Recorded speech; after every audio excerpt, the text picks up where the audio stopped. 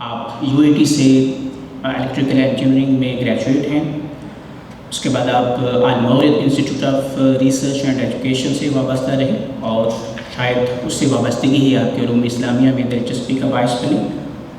آپ نے university of Wales UK سے PhD کیا ہے ہسٹری آف قرآن میں۔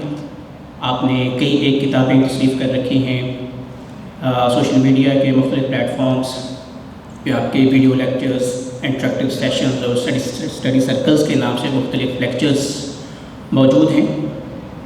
آپ کی خاص دلچسپی ہے، جو ایریا آف انٹرسٹ ہے وہ قرآنیات ہے، اور جو قرآنیات پہ ہی آپ کا PhD کا تھیسس بھی ہے۔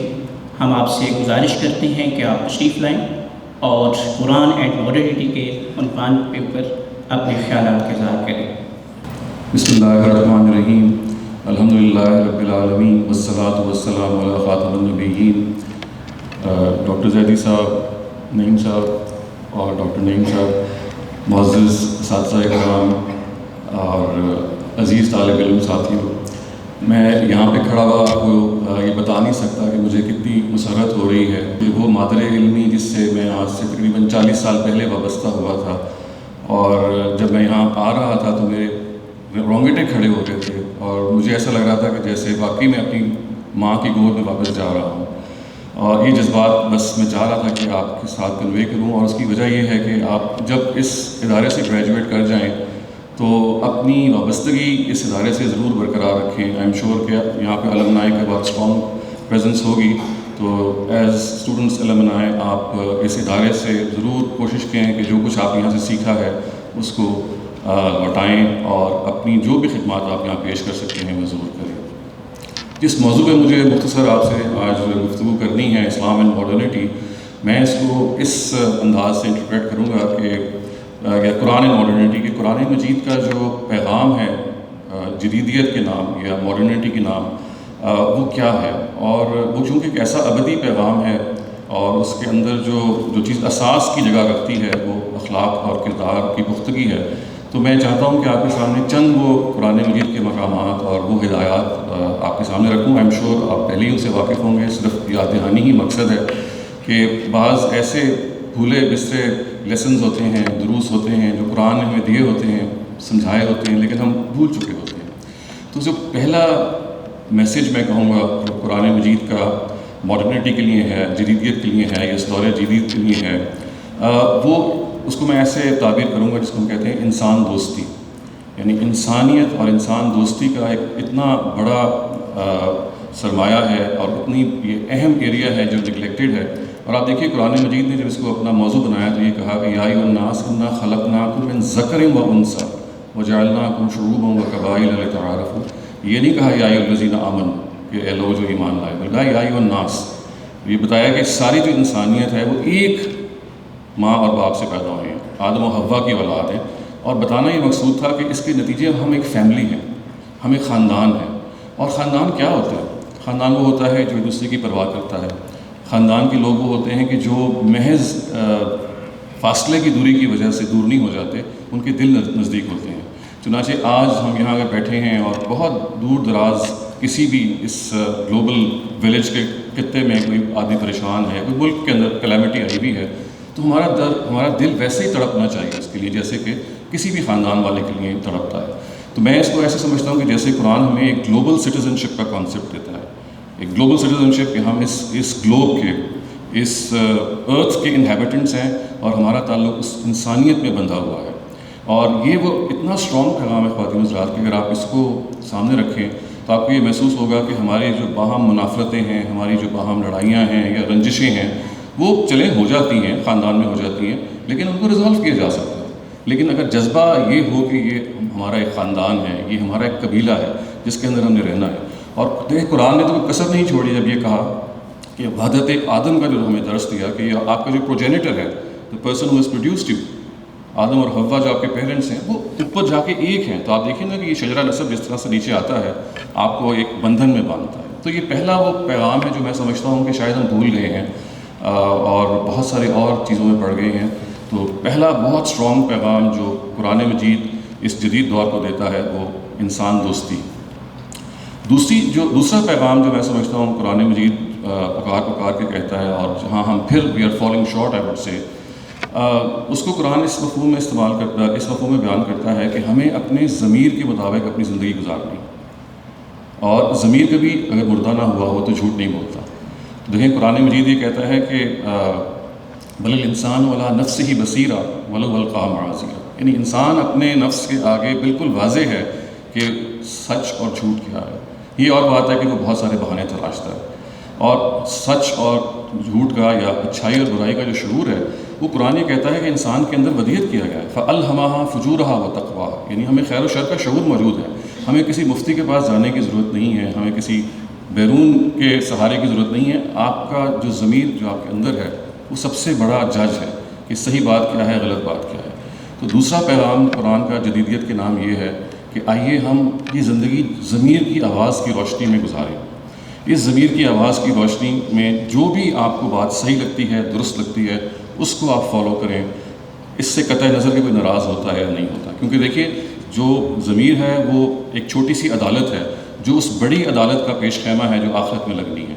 تو آپ اگر آج ہم اس عدالت کی رسپیکٹ کریں گے اور اس کے اندر اپنا کردار ادا کریں گے تو آپ یوں سمجھیے کہ ہم اس آخری عدالت کی تیاری کر رہے ہیں۔ یہ آپ نے سنا ہوگا نا جملہ کہ میں سچ کہوں گا، سچ کے سوا کچھ نہ کہوں گا، تو یہ ہم عام طور سے عدالت کے بیان میں دیکھتے ہیں۔ حقیقت یہ ہے کہ ہماری زندگی کا وتیرہ ہونا چاہیے، یہ ہماری زندگی کا موٹو ہونا چاہیے، یہ صرف ایک اوتھ نہیں ہے جو ہم عدالت میں دیں۔ تو یہ سچ کہنا اور ضمیر کی آواز کے مطابق زندگی گزارنا جو ایک مشکل کام ہے، ایسا نہیں ہے کہ آسان کام ہے، لیکن بہرحال انسان اسی مشکل کے آزمائش میں، اسی آزمائش اور امتحان میں ڈالا گیا ہے۔ تو دوسری چیز کوشش کیجئے کہ اپنی زندگی میں لمحہ بہ لمحہ آپ کو فیصلہ کرنا پڑتا ہے اچھائی اور برائی کے بارے میں، تو اپنے ضمیر سے پوچھیے، وہ جھوٹ نہیں بولے گا سوائے اس سے کہ جب وہ مردانہ ہو گیا۔ اور میں یہ کہہ سکتا ہوں کہ ماشاءاللہ آپ سب لوگ جو یہاں بیٹھے ہوئے ہیں، آپ باضمیر لوگ ہیں، آپ زندہ ضمیر کے لوگ ہیں، اور کوشش کیجئے کہ اسی ضمیر کی روشنی میں اپنی زندگی کے پاتھ کو آپ متعین کیجئے۔ تیسرا پیغام جو قرآن جدیدیت کو دیتا ہے، جدید دور کو دیتا ہے، وہ اس کو اگر آپ ایک لفظ میں بیان کریں تو وہ عدل ہے، یعنی عدل کے مطابق معاملات کو کرنا۔ اور دیکھیں قرآن مجید اس عدل کے معیار میں کتنا اسٹرنجنٹ ہے، کتنا فوکسڈ ہے۔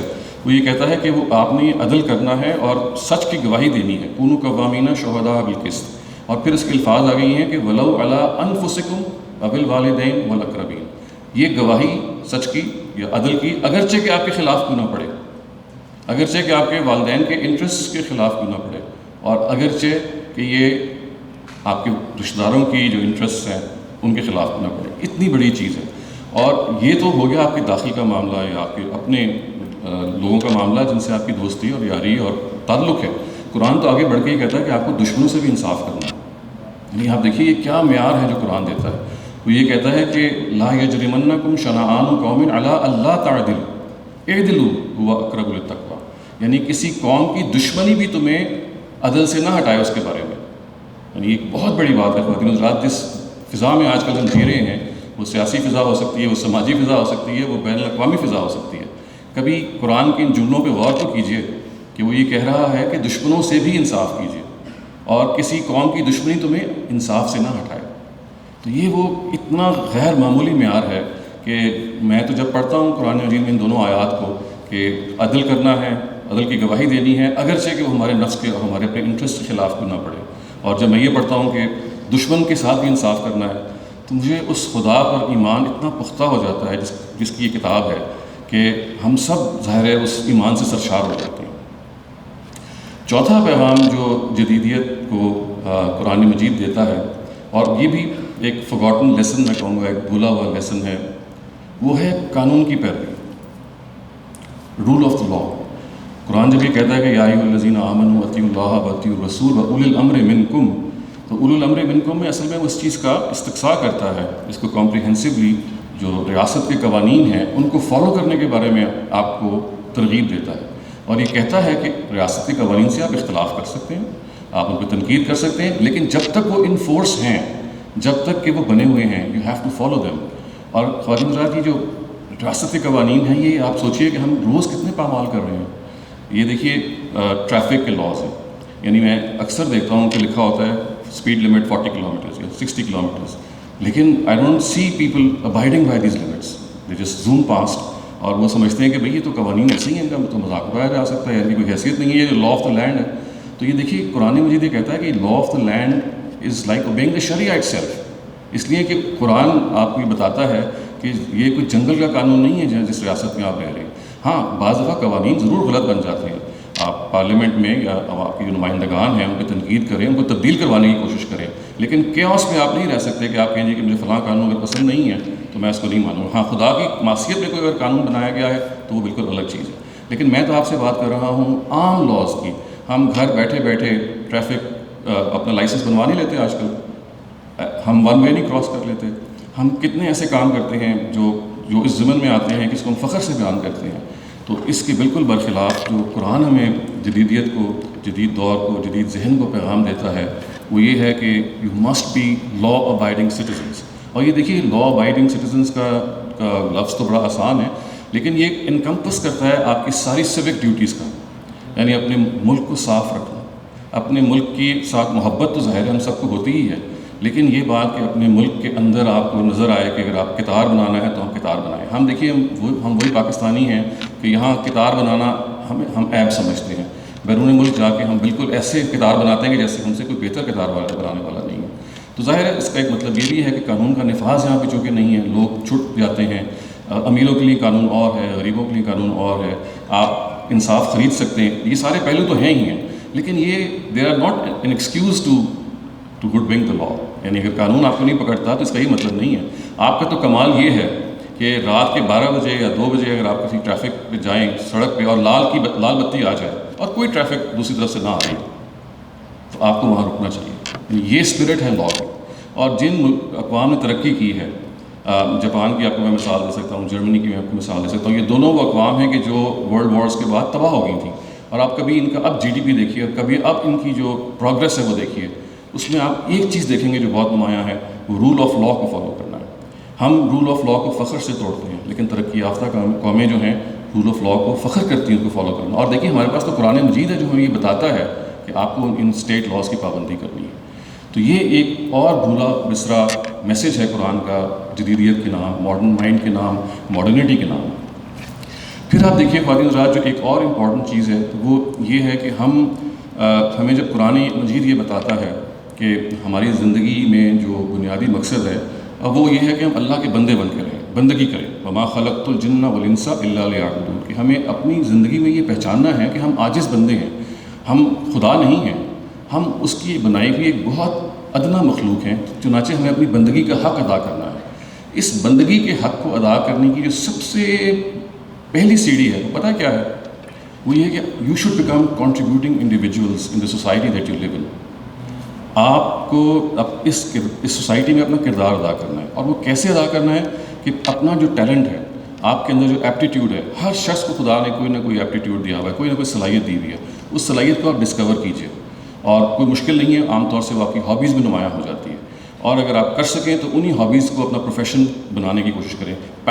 When passion meets profession, this is the best combination. لیکن بعض دفعہ ایسا نہیں ہو پاتا. تو اگر آپ کا جو بھی پیشن ہے اس کے لحاظ سے اگر آپ اپنی زندگی کو ترتیب دیں گے تو آپ کی زندگی کا ایک مقصد بن جائے گا. اس وقت دیکھیے میں دیکھتا ہوں کہ ہم نوجوان لوگوں کو جب دیکھتے ہیں تو ایک زندگی کا کوئی مشن نظر نہیں آ رہا ہوتا، کوئی فوکس نہیں ہے. ہاں یہ ضرور ہے کہ آپ نے پروفیشن اڈاپٹ کرنا ہے، لیکن مشن کا مطلب یہ ہوتا ہے کہ زندگی کو آپ اپنی صلاحیت کے لحاظ سے اور اپنی ایپٹیٹیوڈ کے لحاظ سے اس جگہ پہ لگا دیں.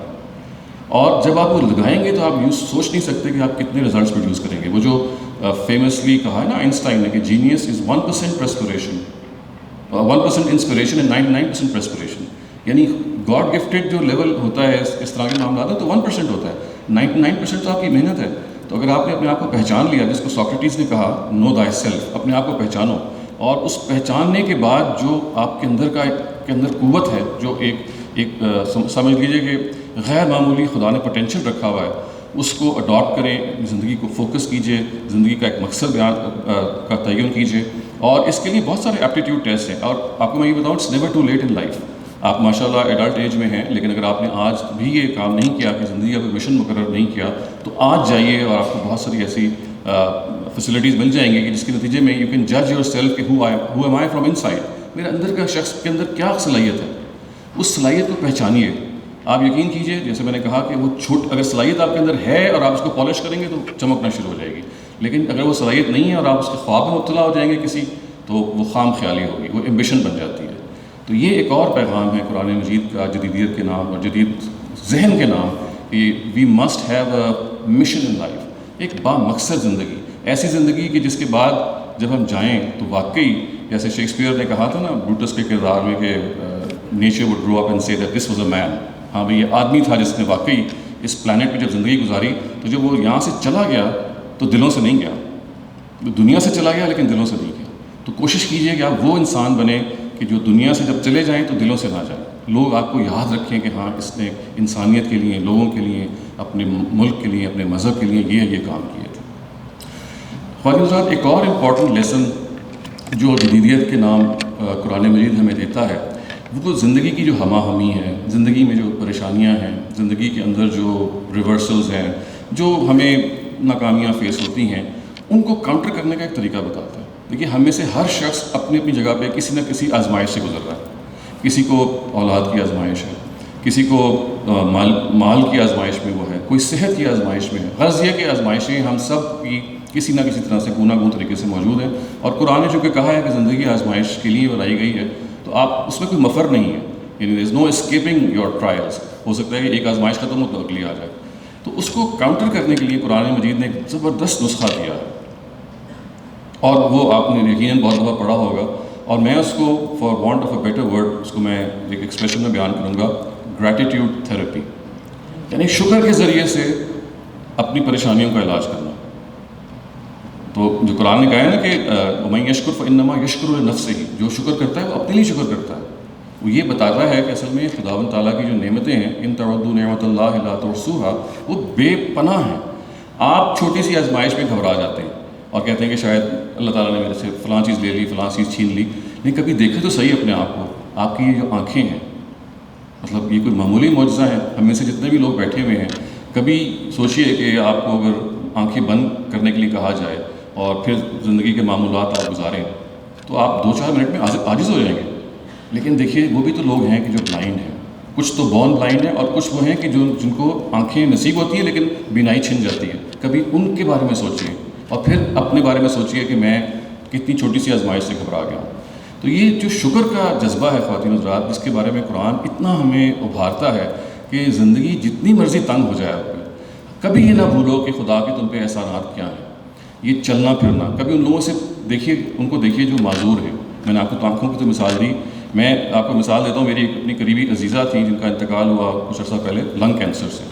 تو لنگ کینسر بھی ہوتا ہے کہ آپ کی جو سانس، جو لنگز ہوتے ہیں وہ آہستہ آہستہ، کینسر جب پھیلتا ہے تو سانس لینا آپ کو نا سوچ کے سانس لینا پڑتا ہے، والنٹری سانس لینا پڑتا ہے۔ تو کبھی آپ سوچیں، میں نے ان کو دیکھا کہ وہ سانس لیتی تھی والنٹری طور پہ، یعنی ہم تو سانس لیتے ہیں نا بغیر انوالنٹری، ہمیں پتہ نہیں ہوتا۔ تو کبھی سوچیں کہ آپ اس آزمائش سے گزرے ہوں کہ آپ نے ہر سانس اب سوچ کے لینا ہے، کتنی بڑی تکلیف ہے یہ۔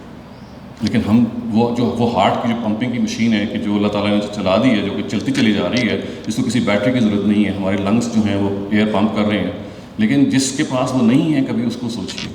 روٹی کو دیکھیے، اس وقت دنیا کی 30% جو آبادی ہے that is below poverty line, خط غربت سے وہ نیچے ہے۔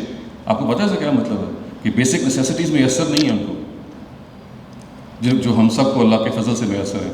آپ اس وقت لاہور پاکستان کے بہترین ادارے میں تعلیم پا رہے ہیں، لوگ رش کرتے ہیں گورنمنٹ کالج میں آنے میں، کتنے لوگ ہیں جو پہنچ پاتے ہیں یہاں پہ۔ روٹی، اسی طرح سے تن پہ کپڑا، اسی طرح سے آپ جو صحت کی آپ کے پاس اپرچونیٹیز ہیں، تو یہ دنیا کو میسر نہیں ہے۔ تو جب بھی آپ کو کوئی پریشانی لاحق ہو، اور یہ ہم سب کو ہوتی ہے، تو ہمیشہ شکر سے اس کا علاج کیجیے۔ گریٹیٹیوڈ تھیراپی از دا وے آؤٹ۔ آپ یہ محسوس کریں گے کہ میں اگر شکر کے ذریعے سے خداوند تعالیٰ کو ایک لحاظ سے اپنی آزمائش کا جواب دے رہا ہوں، کیونکہ دیکھیے اچھے حالات میں اچھا رہنا تو بڑا آسان کام ہے۔ خدا تو اصل میں یہ دیکھنا چاہتا ہے کہ آپ برے حالات میں کیا بیہیو کرتے ہیں، کہ برے حالات میں میرا جو بندہ ہے وہ صبر کرتا ہے یا نہیں کرتا، شکر کرتا ہے یا نہیں کرتا۔ تو خدا کی اس آزمائش پہ پورا اتریے کہ جس میں ہمیں اس کا ہر لمحے شکر ادا کرنا ہے۔ اس کو ہم نے یہ بتانا ہے کہ اے خداوند تعالیٰ، تو نے ہمیں جو کچھ دیا ہے اس سے کہیں زیادہ ہے جو کچھ تم نے ہم سے لیا ہے اس سے۔ اسی طرح سے خواتین حضرات، ایک اور جدیدیت کے نام جو قرآن کا پیغام ہے جو میں چاہتا ہوں آپ کے سامنے پیش کروں، وہ اس کو میں تعبیر کروں گا سیلف لیسنس سے یا بے لوس ہونے میں. یعنی آپ دیکھیے کہ ہمیں خداوند تعالیٰ نے جو نعمتیں دی ہیں، جو ہمیں زندگی کی مہلت دی ہے، اس کے اندر ہم اگر چاہیں تو ہم ایک ایکسٹرا آرڈنری رول ادا کر سکتے ہیں. اور وہ کیسے؟ کہ اپنی زندگی کو دوسروں کے لیے وقف کریں. اس کا کچھ حصہ، میں یہ نہیں کہہ رہا کہ آپ عبدالستار ایدھی بن جائیں، وہ تو ایکسٹرا آرڈنری تھے، ایسے لوگ چند پیدا ہوتے ہیں، لیکن آپ 10% اپنا یا 5% یا 20% ٹائم یا اپنے سرمایہ یا اپنی انکم کو ریزرو کر سکتے ہیں ان لوگوں کے لیے کہ جن کی ضرورت ہو. تو اپنی ضرورتوں کو تھوڑا سا محدود کیجیے اور کوشش کیجیے کہ وہ لوگ کہ جو ضرورت مند ہیں ان تک آپ پہنچیں. اور آپ کو میں بتاؤں کہ جو لوگ ضرورت مند ہوتے ہیں ان سے بہت سے لوگ تو آپ کے آگے ہاتھ پھیلا لیتے ہیں، لیکن ایک کیٹیگری وہ ہے جن کو قرآن کہتے ہیں نا کہ لا یسأل الناس الحافا، کہ وہ لپٹ لپٹ کے آپ سے مانگتے نہیں ہیں، وہ بڑے غیور لوگ ہیں. آپ کو پرویکٹیو ہونا ہے ایسے لوگوں کو تلاش کرنے میں جو آپ نے وہ شاید ڈرامہ پڑھا ہوگا نا غلام باز کا اوور کوٹ. تو اس میں کیا ہمیں لیسن ملتا ہے کہ ایک آدمی بعض دفعہ اوپر سے بہت ٹیپ ٹاپ اس کی ہوتی ہے، بڑا اس کی شو ہوتی ہے، محسوس ہوتا ہے کہ بڑا ویل آف ہے، لیکن اندر سے وہی پھٹی ہوئی بنیان. جب ان کی ڈیتھ ہوتی ہے، وہ جب شیروانی اتارتے ہیں تو پھٹی ہوئی بنیان، جگہ جگہ سے پیون لگے ہوئے ہیں. تو دنیا میں ایسے بھی لوگ ہوتے ہیں کہ جو آپ کو ظاہر میں بہت اچھے لگتے ہیں، لیکن اصل میں ان کے ہاں بعض دفعہ فاقہ ہو رہا ہوتا ہے رات. تو ایسے لوگوں کو تلاش کیجیے کہ جو، اور وہ پائے جاتے ہیں. اور میں آپ کو بتاؤں at times they are right below your nose, لیکن چونکہ ہم بعض دفعہ اپنوں میں اتنے غلطان ہوتے ہیں، اپنی ضروریات میں اتنے غلطان ہوتے ہیں کہ ہمیں اس چیز کا خیال نہیں رہتا. تو دوسروں کا خیال کرنے میں اگر آپ کو میں ایک مثال دینا چاہوں تو 2 مثالیں بلکہ میں دوں گا. کبھی آپ یہ غور کیجئے کہ جو 9/11 کا حادثہ ہوا اس کے بعد بھی بہت سارے ایسے حادثے ہیں جس میں آگ لگی ہے. تو یہ جو فائر فائٹرز ہیں جو آگ سے لڑتے ہیں، کبھی آپ ان کی سٹوریز پڑھیں، سچی سٹوریز ہوتی ہیں. یعنی آپ سوچتے ہیں کہ یار یہ کیا شخص ہے کہ جو انسانوں کو بچانے کے لیے خود جل رہا ہے، خود اس نے اپنے آپ کو جلا دیا. اور 9/11 کے واقعے میں تو یہ بھی ہوا کہ بعض لوگوں کو یہ پتہ تھا کہ یہ واپس نہیں آئیں گے جب اندر جائیں گے، یعنی وہ تلاش کرنے گئے تھے سروائیورس کو بعض، and they knew that will not come back. یعنی یہ بھی آپ کو بتا دوں ان کو، لیکن کیا چیز تھی کہ شاید میری وجہ سے کوئی اور انسان بچ جائے. یہ کوئی مطلب معمولی چیز ہے. تو میں ہمیشہ کہتا ہوں کہ دیکھیے یہ جو ان سنگ ہیروز ہیں، یعنی ایسے ہیروز ہیں جو کبھی بھی they will not make headlines, اس سے ہمارا ہیومینٹی کے اوپر اعتماد بحال ہوتا ہے. یعنی یہ وہ فائر فائٹر جس کا نام بھی آپ کو نہیں پتہ ہوگا لیکن اس نے کتنی جانیں بچائیں. یہی معاملہ ایسے بہت سارے لوگوں کا ہے. اور دوسری مثال جو میرے ذہن میں آتی ہے جو ہم سب کے گھروں میں موجود ہے سیلف لیسنس کی، وہ ماں ہے. ہم سب کے گھر میں وہ ایک ایسی بے مثال ہستی موجود ہے جس کو ہم ماں کے نام سے جانتے ہیں، جو بتانے کی ضرورت نہیں کہ وہ کیا کرتی ہے. وہ جس طرح سے اس کے اندر الٹروازم یا سیلف لیسنس یا اپنے آپ کو تج دینا یا بے لوس ہونے کا جذبہ پایا جاتا ہے، کاش اس کا ہم کچھ فیصد ہی اپنے اندر پیدا کر لیں. تو اپنی ماں کو دیکھیے، وہ ماں جو دن اور رات زیادتی کے باوجود آپ کے آگے مسکراتی ہے. ابھی آپ نے شاید واقعہ وہ پڑھا ہوگا کہ جس میں گجرانوالہ میں یا کہیں یہ واقعہ پیش آیا کہ جس میں ایک شخص نے اپنی ماں کو پلنگ سے زنجیروں سے باندھا ہوا تھا. کوئی پراپرٹی کا کیس تھا، وہ چاہتا تھا کہ وہ دستخط کر دے لیکن وہ نہیں کر رہی تھی. لیکن یعنی یہ ضرور ہوا کہ جب پولیس کو پتہ لگا انہوں نے اس کو ریلیز کیا، لیکن ماں نے کوئی چارہ جوئی نہیں کی. یعنی وہ کئی سال تک اسی طرح سے بیچاری معذور بھی تھی اور صحیح طرح سے اپنی بات بھی نہیں بیان کر سکتی تھی، وہ بندی رہی. لیکن شی نیور ایکچولی جیسے کہتے ہیں نا کہ کہا ہو کہ بھی میرے بیٹے نے یہ کیا، بس خاموش ہو گئی بیچاری. تو یہ تو میں نے آپ کو مثال دی اپنے سامنے کے بالکل واقعے سے، لیکن یہ وہ مثالیں ہیں جو روز ہمارے سامنے آتی ہیں.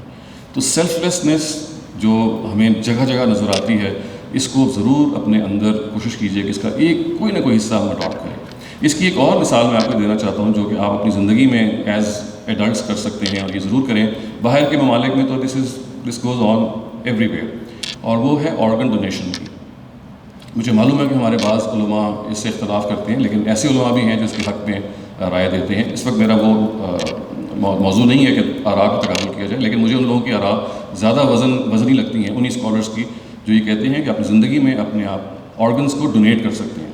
تو امیجن کیجئے نا کہ آپ کی آنکھیں آپ کے گزر جانے کے بعد اگر کسی کی زندگی کو روشن کر دیتی ہیں تو کتنی بڑی آپ کے لیے ایک سعادت ہے. یہ صدقہ جاریہ ہے. یعنی زندگی میں تو جو کچھ آپ کریں وہ تو ضرور کریں، لیکن یہ ضرور کوشش کیجئے کہ آپ ول لکھ کے جائیں کہ جس میں وہ آپ کے اعضاء جو کارآمد ہیں، یعنی لیور ہے، آج کل سٹیم گرافٹنگ ہو رہی ہے جو بڑی مفید چیز ہے، اسی طرح سے آنکھ ہے، اسی طرح سے بعض اور اعضاء ہیں. تو ان کے بارے میں کوشش کیجئے. ایسے ادارے بننے شروع ہو گئے ہیں کہ جہاں پہ آپ یہ کر سکتے ہیں، اور اپنے گھر والوں کو وصیت کیجئے کہ اگر کوئی ادارے والے آئیں کہ وہ آپ کی آنکھ یا فلاں عطیہ وصول کر لیں تو ان کو آنے دیں اور ڈیڈ باڈی سے وہ نکالنے دیں. یہ میں بہت سوچ سمجھ کے اور کرب سے یہ کہہ رہا ہوں کہ کتنی بڑی ہماری پاپولیشن ہے یہاں پہ. اگر اس میں یہ اویئرنیس پیدا ہو جائے کہ ہم نے اپنے کرامت اعضاء کو ڈونیٹ کرنا ہے تو آپ سوچئے کہ کتنے معذور اور کتنے ضرورت مند لوگوں کا بھلا ہو سکتا ہے. میں اپنی بات کو سمیٹتے ہوئے خواتین حضرات ایک صرف اور بات کرنا چاہوں گا, اور وہ یہ ہے کہ ان سب باتوں کے پیچھے جو جذبہ ہے ہم سب کا جو ہونا چاہیے وہ کیا ہے. وہ میں وہی اپنی پہلی بات سے آپ ریلیٹ کروں گا کہ جو انسان دوستی کی میں نے شروع کی قرآن مجید کی بنیاد پہ, کہ دیکھیے انسانیت سے جو محبت ہے اور ایک اچھا انسان بننے کی جو خواہش ہے وہ ہم سب میں ہونی چاہیے. یعنی ہم اچھے مسلمان نہیں بن سکتے جب تک ہم اچھے انسان نہیں ہیں. ہم اچھے کرسچن نہیں بن سکتے, ہم اچھے جوز نہیں بن سکتے, کوئی بھی آپ مذہب لے لیجیے اگر آپ کے اندر اچھا انسان موجود نہیں ہے. کیونکہ جو انسانیت ہے نا اس کے اندر 80% یا ایون مور جو سمجھ لیجیے کہ جو مشترک چیزیں ہیں وہ اتنی زیادہ ہیں, اتنا زیادہ کامنالٹی ہے. تو اپنے اندر یہ ہمیں جذبہ پیدا کرنا ہے کہ وی شوڈ بیکم, آپ سب لوگ you want to become high achievers, آپ لوگ ٹاپرز ہو سکتے ہیں, آپ چاہتے ہیں کہ اپنے پروفیشن میں آپ ایکسیل کریں. لیکن ایک اور جگہ ہے جہاں پہ ہمیں سب کو ایکسیل کرنے کی ضرورت ہے, وہ ہے ایز ہیومن بینگس ہم ایکسیل کریں. اور ایکسیل کرنے کا جو ایک طریقہ میں نے اپنے ایلڈرز سے سیکھا, اپنے ٹیچر سے سیکھا, وہ میں چاہتا ہوں کہ آپ کو بتاؤں. ویسے کوئی نئی بات بھی نہیں ہے وہ. اگر آپ اپنے آپ کو بہتر انسان بنانا چاہتے ہیں اور you want to improve your self as a human being, تو no one is going to come and set you right. یہ تو بات واضح ہے, کوئی بھی آپ آدمی زبردستی تو آپ کو ٹھیک نہیں کر سکے, اور نہ ہی کوئی, ہاں اس کی نصیحت کام آ سکتی ہے. لیکن جو چیز کام آ سکتی ہے جس سے آپ واقعی اپنے آپ کو بہتر کر سکتے ہیں, وہ ایک لفظ میں ہے خود احتسابی, سیلف اکاؤنٹیبلٹی. اپنے آپ کو روزانہ رات سونے سے پہلے اکاؤنٹیبل ٹھہرائیے اپنے آپ اپنے سامنے کہ میں نے آج کیا غلطی کی, کیا میرے سے غلطیاں سرزد ہوئیں, اور مجھے کیا رپیٹ نہیں کرنا اگلے دن. اور یہ ضرور ہے کہ چونکہ انسان کی عادتیں بری ہوتی ہیں تو وہ فوراً دور نہیں ہوتی, لیکن اگر یہ سیلف اکاؤنٹیبلٹی کا پروسیس آپ جاری کر دیں گے, اور there is the best time is to do this when you go to sleep at night, کیونکہ وہ ہوتا ہے جب آپ کی ایکٹیویٹیز ختم ہو چکی ہوتی ہیں, آپ ریویو کر سکتے ہیں. تو اپنی دن بھر کی ایکٹیویٹی کو ریویو کیجیے کہ میں کیسے اپنے آپ کو امپروو کر سکوں. تو یہ امپروومنٹ ہے. اگر آپ کو اس چیز کا میں کہتا ہوں کہ جنون اگر ہو جائے تو یہ واقعی وہ جنون ہے جو ہو جانا چاہیے. ہمیں بہت سارے جنون لاحق ہوتے ہیں, ہم بہت ایکسٹریم پہ نکل جاتے ہیں, لیکن کاش کہ ہمارے اندر اچھے انسان بننے کا جنون پیدا ہو جائے.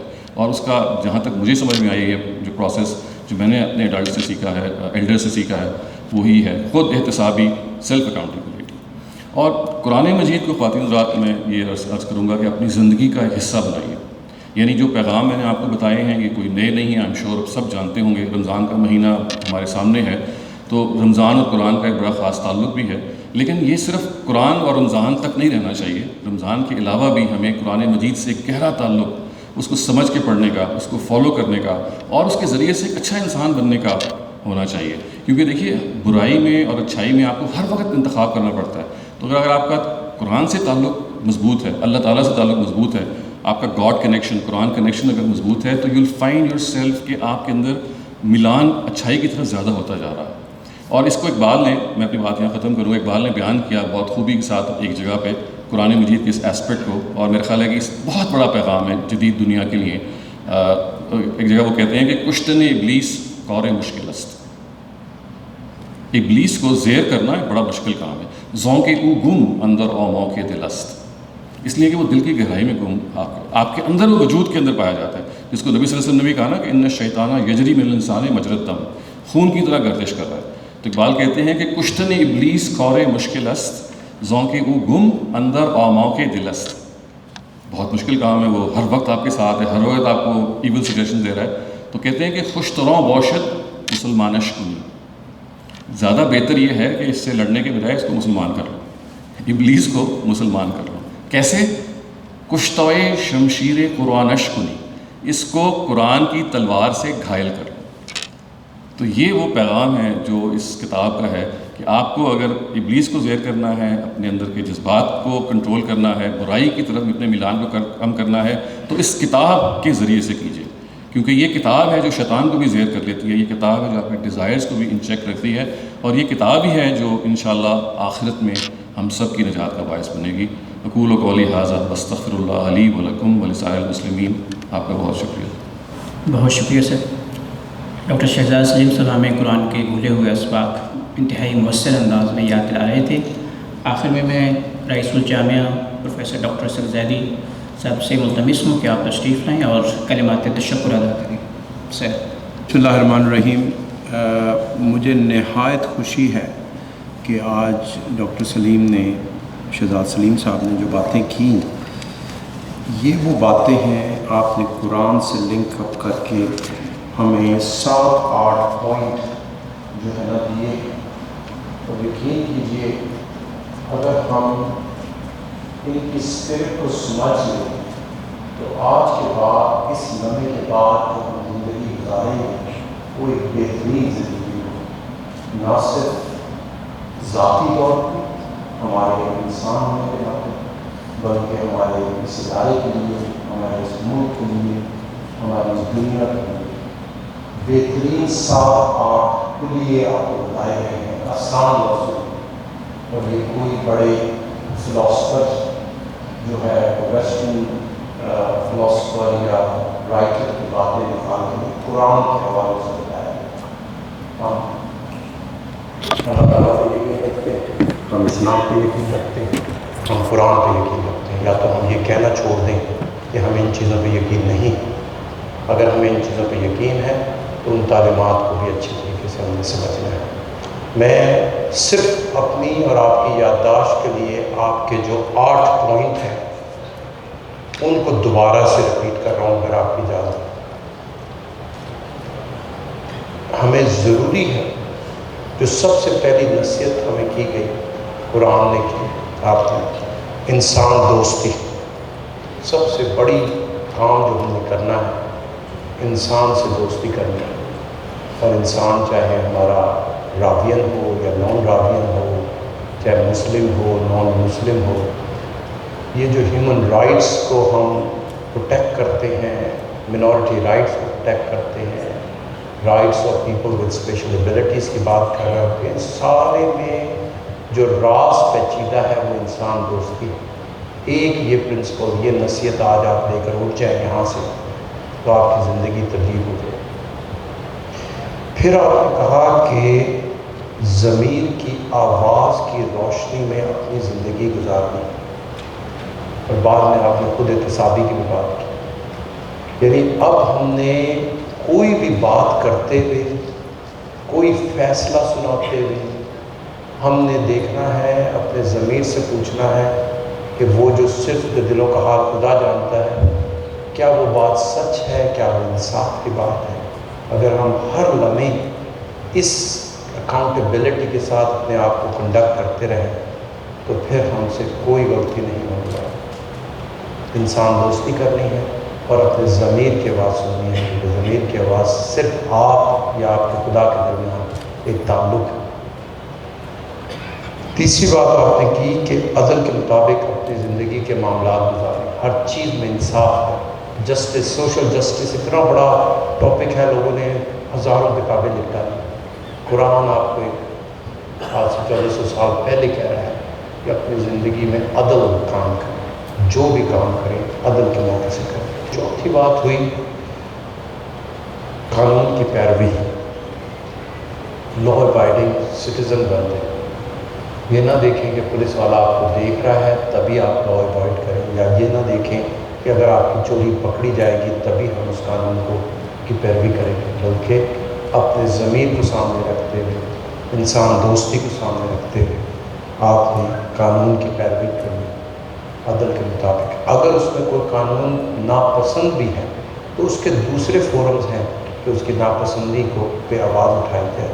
لیکن آپ پہ یہ فرض بنتا ہے کہ آپ ہر قسم کے اپنے ریاستی قانون کو فالو کریں. اور یقین کریں کہ جو اچھے معاشرے اس وقت ہمیں دنیا میں نظر آتے ہیں، آپ نے جاپان کی ایگزامپل دی، میں اسکینڈینیوین کنٹریز کی ایگزامپل دیتا ہوں، وہاں یہ بہت بڑی بات ہے کہ وہ قانون کی، اپنے ریاستی قانون کی پیروی کرتے ہیں. پانچواں جو ہے نا جی، یہ تو اتنا بڑا سبق ہے کہ ساری چیزیں اس میں سمو گئی. اللہ کے عاجز بندے بن کر بندگی کا حق ادا. خدا نے کہاں کہا ہے کہ جی آپ اتنے تکبر کا شکار ہو جائیں کہ آپ کسی کو دیکھیں کسی کی عزت نہ رہے. کبھی سوشل میڈیا پہ کسی کی بے عزتی کر ڈالی، کبھی منہ پہ بے عزتی کر ڈالی. اپنی صلاحیتوں کو پہچانیں، وہ بندے بنیں جس کسی مقصد کے لیے خدا نے آپ کو پیدا کیا ہے۔ ہر انسان کا ایک خصوصی قدرت میں حصہ ہے، آپ کو اس قدرت کا حصہ بن کے رہنا۔ تو اپنی جب آپ اپنی صلاحیتوں کو پہچانیں گے، اس کے مطابق محنت کریں گے، تو کوئی قرآن آپ سے وعدہ کر رہا ہے کہ آپ کی ہر طریقے سے کامیابی ہو۔ شکرانہ، گریٹیٹیوڈ تھیراپی، سارے وقت خدا کا شکر ادا کرتے رہیں کہ خدا نے اتنی نعمتوں سے نوازا ہے کہ ہمارا دن ختم ہو جائے، ہمارا شکرانہ ختم ہو جائے۔ بس جب یہ دن میں آ گئی آپ کی بات، تو بڑی سے بڑی مشکل جو ہے وہ آسان ہو گئی۔ ہم یہاں سے بچوں کو بھیجتے ہیں نئے کیمپس میں، بڑا ہم نے مشن اپنے ذمہ لیا ہے کہ ہم نے نیا کیمپس بسانا ہے، کیونکہ یہ کیمپس ہمیں چھوٹا پڑ گیا۔ آدھے گھنٹے کی بس کا سفر جو ہے وہ اتنا مشکل نظر آتا ہے کہ بچے جو ہیں وہ کراؤڈ میں بیٹھ کر جو ہے نا برائیاں کرتے ہیں اور پروٹیسٹ کی باتیں کرتے ہیں۔ حالانکہ ہم اتنے انہیں سمجھاتے ہیں کہ یہ چھوٹی سی قربانی ہے، آپ اچھے کلاس رومز وہاں کر رہے ہیں، ہر قسم کی سہولت ہم آپ کو فراہم کرنے کی کوشش کرتے ہیں، لیکن آزمائشوں سے گھبرا جاتے ہیں۔ یہ چھٹی بات تھی۔ ساتویں بات ہے بے لوس ہونا، سیلف لیس ہونا، اور اپنی اس سیلف لیسنس میں اپنی زندگی کا بہت سا حصہ دوسروں کے نام وقف کریں۔ اس کے لیے ضروری نہیں ہے کہ اب آپ کشکول اٹھائیں اور پیسے ایک جگہ سے اکٹھے کر کے دوسری جگہ دینا شروع کر دیں۔ ایک دوسرے کی تعریف کرنا بھی جو ہے وہ ایک بڑا نیکی کا کام ہے۔ ہمارے یہاں پازیٹیو فیڈ بیک ایک دوسرے کو دینے کی عادت ہی ختم ہو گئی۔ جہاں کوئی برائی نظر آتی ہے کسی میں تو بھاگ کے بتاتے ہیں، لیکن اچھائی نظر آتی ہے تو چپ کر جاتے ہیں۔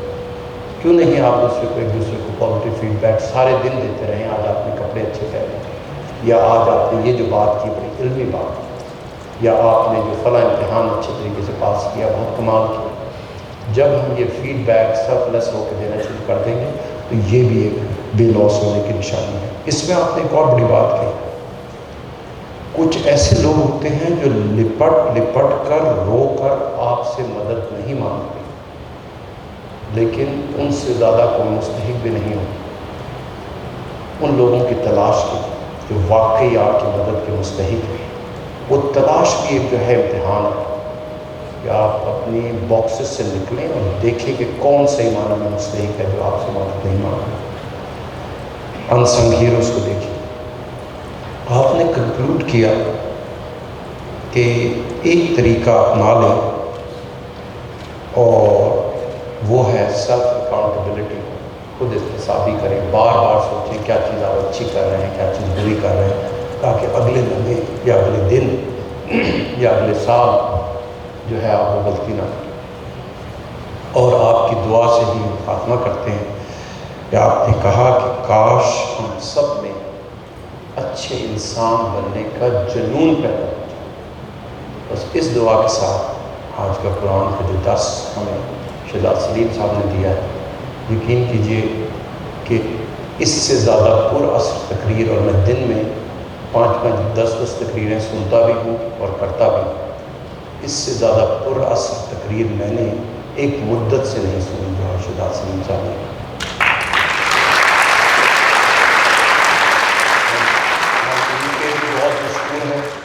ہم ڈاکٹر نعیم صاحب کے بہت مشکور ہیں، اور دوسرے جنہوں نے آج کے درس قرآن کا انعقاد کیا ہے ان کے بہت مشکور ہیں۔ ہمیں اکثر جو ہے یہ تانا دیا جاتا ہے، مجھے تانا دیا جاتا ہے کہ میں گورنمنٹ کالج کو مدرسہ بنانا چاہتا ہوں۔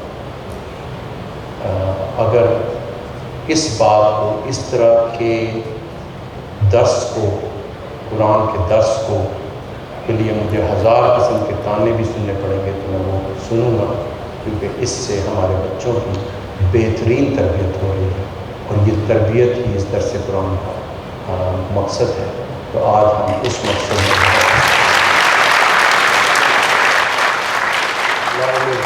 گورنمنٹ کالج یونیورسٹی لانگ لیو پاکستان۔ پروفیسر ڈاکٹر شہزاد سلیم صاحب کا بہت بہت شکریہ۔ اب ٹوکن آف تھینکس کے طور پہ رئیس الجامعہ پروفیسر ڈاکٹر سے زیدی شیلڈ پیش کریں گے۔ جناب ڈاکٹر شہزاد سلیم صاحب سے میں ملتمس ہوں کہ اسٹیج کے سامنے تشریف لیں